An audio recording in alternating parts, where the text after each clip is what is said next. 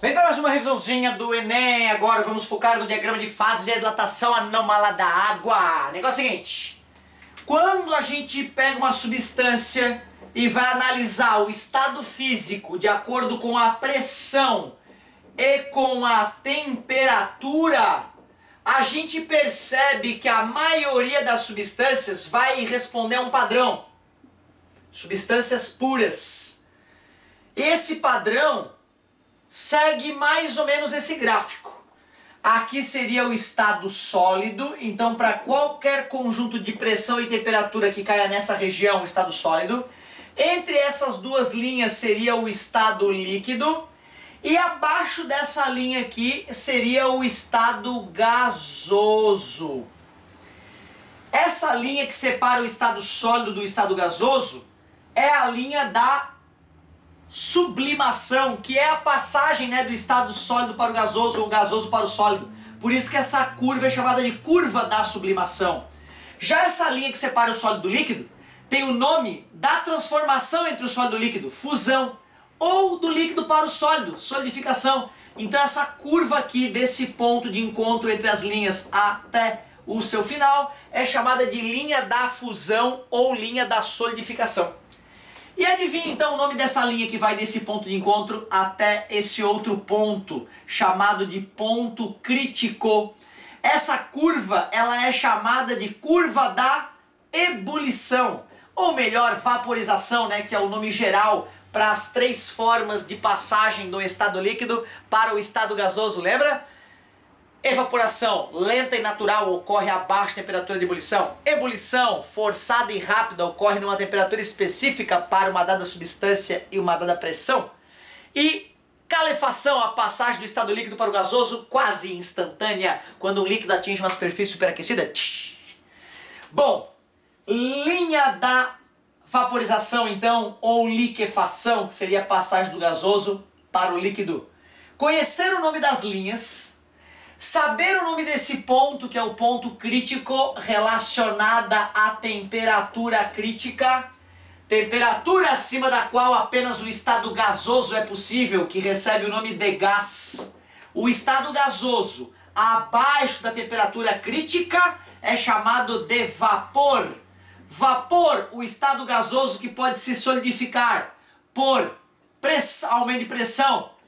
Vapor, o estado gasoso que pode se liquefazer por compressão isotérmica. Gás, o estado gasoso que jamais sofrerá mudança de estado apenas por compressão isotérmica, sem mudar a temperatura. Também é importante saber o nome daquele ponto, é o ponto triplo ou ponto tríplice. Ponto triplo ou ponto tríplice. Pressão e temperatura nas quais os três estados físicos podem coexistir.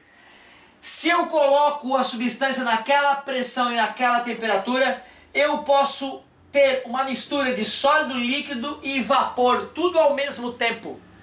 Não quer dizer que seja obrigatório. Eu posso acabar tendo só sólido líquido, só líquido e vapor, ou até só sólido.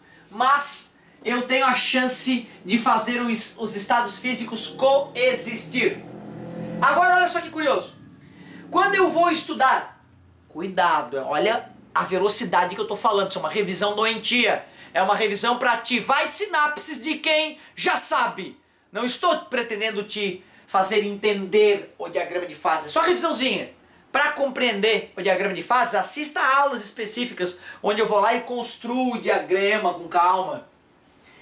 Quando eu vou fazer o diagrama de fases de uma substância que tem dilatação anômala, senhor, o que é uma substância com dilatação anômala? Aquelas que se dilatam ao solidificar, por isso que o gelo fica menos denso que a água e flutua. Pensa nisso. A maioria das substâncias, ao solidificar, encolhem e ficam mais densas. Então a fase sólida da maioria das substâncias afunda na fase líquida. A água é diferente, né?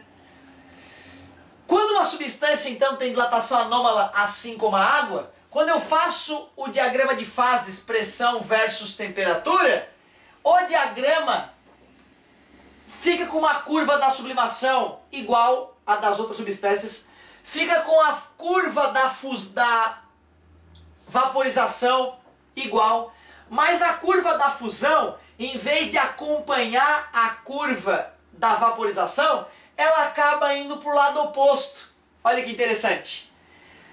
Antes eu percebia que um aumento de pressão gerava um aumento da temperatura de fusão. Agora um aumento de pressão causa uma redução na temperatura de fusão.